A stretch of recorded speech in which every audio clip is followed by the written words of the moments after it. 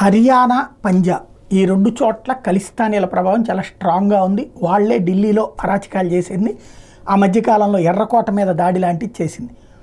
దేశ విభజనకు సంబంధించిన కీలకమైనటువంటి స్టెప్కి ఆ రెండు రాష్ట్రాల్లో దేశభక్తులుగా పేరున్నటువంటి వాళ్ళని దేశద్రోహులుగా మార్చేటటువంటి విషయంలో కేజ్రీవాల్ పాత్ర మరవలేనటువంటిది. భవిష్యత్తులో ఈ దేశాన్ని మొక్కలు చేయడానికి కేజ్రీవాల్ చేస్తున్నటువంటి ప్రయత్నం అనాలా, లేకపోతే కనుక ఈ దేశంలో తిరుగుబాటు చేయించడానికి చేస్తున్న ప్రయత్నమైనా అనుకోవాలి. ఇప్పుడు తాజాగా చూస్తే ఆ ప్రాంతాల్లో బీజేపీ మీద రైతు సంఘాల పేరుతో దాడులు చేపిస్తున్నారు.